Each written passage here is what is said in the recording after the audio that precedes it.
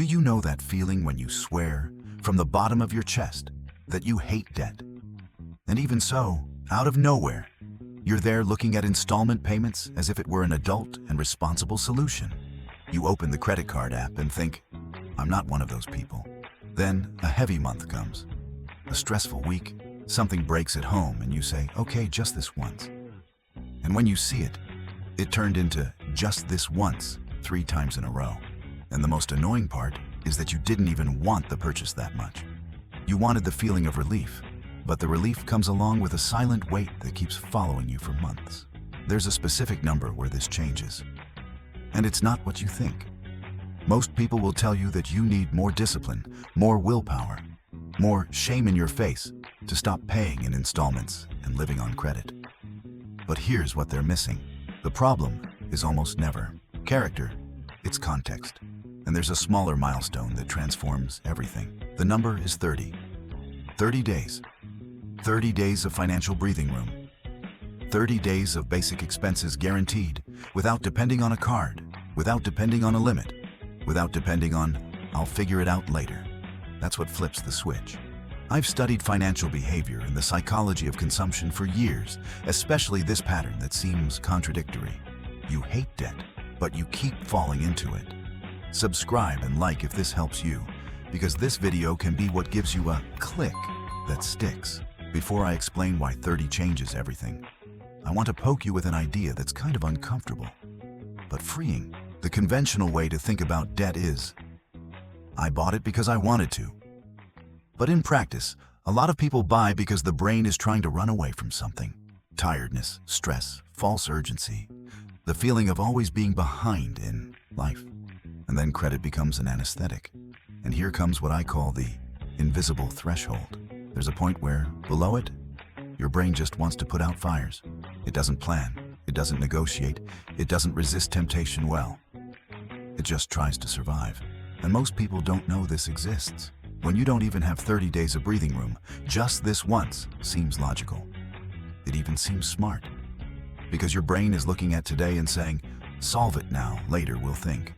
But when you cross that threshold, even if it's only 30 days, the story changes. Because you stop living in the mode of any unexpected expense breaks me, and start living in the mode of I have a choice. And that's exactly why Generation X, who grew up hearing that debt is dangerous, that credit cards are a trap, that having your name in the red ruins your life, sometimes falls the same way. Not for lack of awareness, but because the invisible threshold slowly pushes you toward credit as relief. In a bit, I'm going to show you how this threshold shows up in your daily triggers, why small little installments trick your brain, and how to set up simple breaks that work even when you're tired, stressed, impatient. On that day, when you would normally fall into just this once. And then, yes, we're going to build the practical path for you to get out of the cycle with a plan that doesn't depend on motivation. It depends on structure. And it starts with 30. Think of it like this. Imagine your head is a phone. When the battery is full, you open maps, reply to messages, organize your schedule, compare prices, think through 2 options, and choose the best one. It takes effort, but you can do it. But when the battery is in the red, you don't want to decide well. You want it to stop beeping. And that's when the card and installment payments become an emergency charger, just with hidden interest. 30 days is the point where that phone stops living at 1% with battery saver mode on. 30 days is the point where you finally take your brain out of now or never and put it back into, let's think this through. Now it gets really interesting. Because the magic happens in your brain. When you have 0 breathing room, your brain goes into survival mode. And in that mode, it makes choices that look dumb from the outside. But on the inside, they feel necessary. You start accepting artificial urgency as if it were real, last chance, and today only. Even knowing that tomorrow there'll be another identical promo.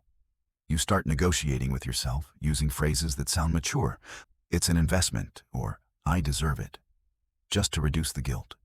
You start preferring small installments because the brain sees small pain now and ignores long bleeding later.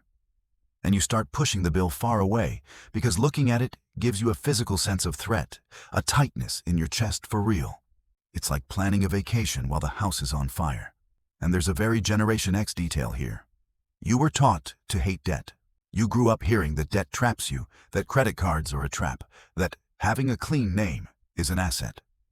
But at the same time, you carry a lot of responsibility. Work, family, maybe kids, maybe aging parents. And when the fatigue hits, the brain doesn't want one more hard decision. It wants silence. And credit offers silence in the moment, but it charges you noise later. But when you cross 30 days, the internal climate changes. You don't become a perfect person or a financial monk. None of that. You just gain mental space. Instead of, how do I survive until the end of the month?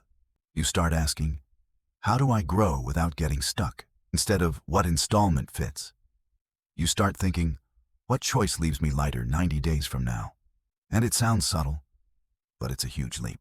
Research from Princeton University with authors published in Science showed that financial worries consume mental resources in a very real way.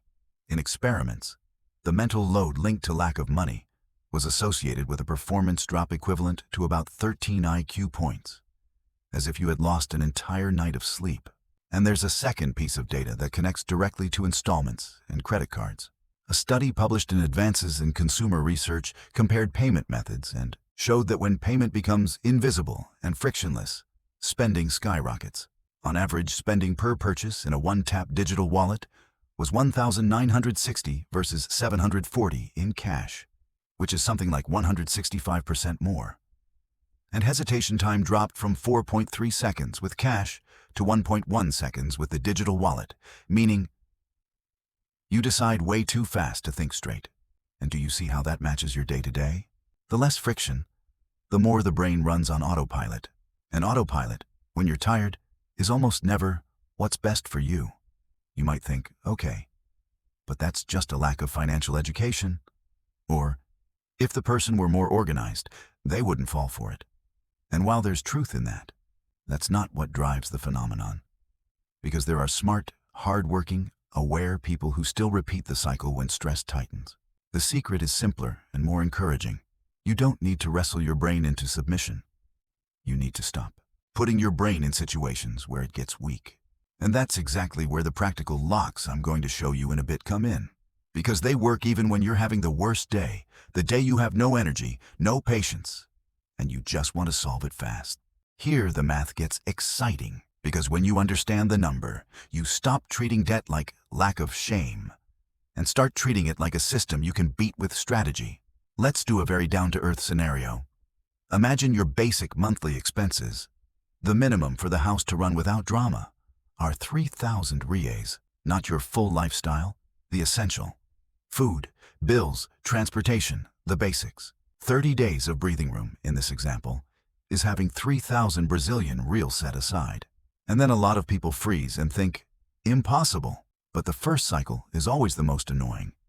If you do one simple action consistently, like setting aside 25 Brazilian reais per business day, that gives you about 500 Brazilian reais per month. In 6 months, you're at 3,000 Brazilian reais. And I know, 6 months feels like forever when you're tired. And that's why most people quit. Because at the beginning, there's no emotion. You do it, and you still feel in danger. But here's what is going to blow your mind. The second 30 days takes less time. Because in the first cycle, you're still putting out fires. You still slip into just this once. You still have weeks where your brain is in survival mode and tries to negotiate relief through credit. But when you reach the first 30, even if it took effort, you gain a new resource. You gain the power to pause. And pausing saves money. Think about it. Before, when a 400 real emergency popped up, you had 2 options. Either you paid in installments, or you put it on the card and hoped future me would handle it. Then came interest, a higher bill, stress, and the stress pushed you into another relief purchase. When you have 30 days, you can do a third thing. Wait 24 hours, compare, negotiate, or even decide not to buy. And that difference feels small, but it shortens the whole path. You did the same work of setting money aside, but you saved time because you had a resource working for you. mental clarity, and margin. That's the mechanism showing up. It's not just saving money. It's changing the kind of decision you're able to make. And then the progression starts to look beautiful. Cycle 1. You build 30 days in 6 months with 500 Rs per month. It seems impossible at first, but you get there. Cycle 2. After you have 30 days, you reduce the slip-ups on credit. If that saves you just 150 Brazilian reais per month in interest, fees, little installments, and impulse buys, you now have 650 Brazilian reais per month going into your plan. Cycle 3. With 650 reais per month, the next 30 days arrive in under 5 months. And when you get past 60 days, the brain changes even more. Because now you know an unexpected expense won't destroy you. The first milestone feels impossible. The next ones get easier because you stop losing money to friction. And here comes the part that takes the guilt off your shoulders. It's not secret access. It's not a millionaire mindset. It's not an exclusive club. It's basic math working in your favor. A person who can save 500 Brazilian reais a month when they're drowning makes a huge effort and feels little result. Because the system is still draining energy and money. The same person, after crossing 30 days, makes a similar effort and sees bigger results because they removed the invisible leak. Urgency, relief purchases, interest, and rushed decisions. The only difference is scale.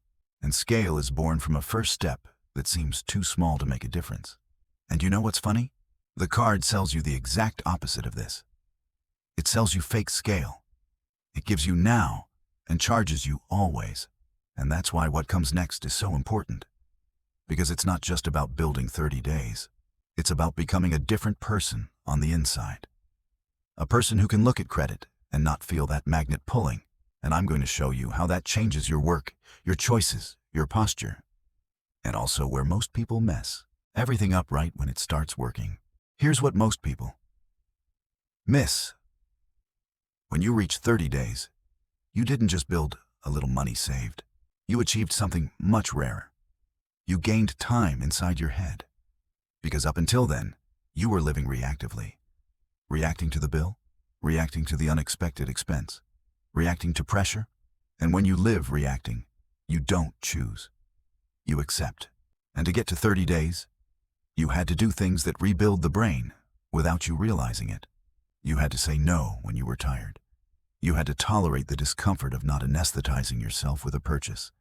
You had to face real numbers, and you had to stop fooling yourself with just this once. You proved you control the impulse, not the other way around. And that's not just a finance skill. It's a life skill. Before, your day was full of micro decisions that drain you. You wake up already thinking if you can fill up the tank, if you can pay the minimum, if you can hold on until payday hits, if you can split it into installments without blowing the limit. And that eats your mood and energy without you noticing. You start sweating the small stuff because any little thing becomes a threat. A late bill, a grocery run that went 50 Rs over, a higher electricity bill. Everything becomes a mini attack. But after you cross 30 days, you stop sweating the crumbs and start seeing the big rocks. You start thinking more about decisions that actually change your life. Like cutting a fixed expense that traps you. Renegotiating a debt with strategy instead of desperation, planning the month before it starts, and consciously choosing where you want to spend your energy and your money. And this shift is very Generation X, because you were raised with the idea of tough it out and work more and don't owe anyone. But now you swap tough it out for I have margin. And margin is strength. At work, this becomes even clearer. Before, when you're in the red, every month, you enter a kind of trapped state. You accept tasks you shouldn't, swallow disrespect you didn't need to, take underpaid overtime, feel afraid to ask for a raise, afraid to complain about bad conditions. Because deep down, you feel like there's no way out. You're stuck, and everyone can feel it. Even if nobody says anything, your posture gives it away. You negotiate from a weaker position. But 30 days changes everything. Because something is born called the power to leave. It's not that you're going to quit out of nowhere. Relax. It's that you can look at a hard conversation and think, if this goes badly, I won't die. That changes your voice, changes your calm, changes the way you ask, changes the way you refuse. And the craziest part is that often you don't even need to use that power. Just having it changes your posture. People notice. You stop seeming desperate for approval or immediate safety. And then comes the cascade effect. You start sleeping a little better because the bill isn't a constant threat. You decide with more patience because you're not always running around trying to put out fires. You buy with less impulse because you don't need urgent chemical relief. And the less impulse, the less debt. The less debt, the more breathing room. The more breathing room, the more control. It becomes a positive loop that accelerates. Now, let me warn you about the fatal mistake. This is where most people ruin it. Because when they hit 30 days, there's a silent euphoria. You feel, phew, finally. And then the brain tries to celebrate the old way. The person hits 30 days and blows it on something stupid. They change their phone because I deserve it. They finance a trip on impulse just to prove that now I can. Or they relax so much that they stop tracking and start using credit like nothing happened. Don't do that. 30 days isn't a finish line. It's a foundation. It's the base of your future. It's the first brick that keeps you from going back into survival mode. If you want to celebrate, celebrate in a way that doesn't create a financial hangover. Celebrate with a simple experience, a nicer lunch, a walk, a symbolic gift that doesn't turn into a bill for 8 months. Because your brain needs to learn, reward is not a synonym for installments. And that pulls the last part of this block. Opportunities. Before, unexpected events were disasters. A car repair turned into panic. An out-of-network medical appointment turned into drama. Replacing a fridge turned into, my God, I'm going to pay in 12 installments. And along with it came that internal shame. How have I still not managed this? Afterward, the same events become inconveniences. Annoying, but manageable. And when the unexpected becomes an inconvenience, opportunities show up that didn't even exist in your mind before. You can say no to a bad job and look for a better one without immediate fear. You can take a course that increases your income because you're not putting out fires every month. You can plan, invest, create margin, and even help someone without destroying yourself. That's why the theme isn't just hating debt. A lot of people hate debt and still fall into it because a tired brain wants fast relief. What changes the game is building an environment where you don't have to save yourself every week. In a bit, I'm going to show you the more practical side of this, because there's a hidden villain that isn't just interest. It's the exact place where your money leaks without you realizing it, while you feel like there's nothing to save. And then we'll close with the locks that work even when you're tired, with a payoff plan by priority, and with reward substitution. So you stop chasing relief through credit. This will make you laugh or cry, because the hidden villain is almost never the card itself. The villain is the sum of small escapes.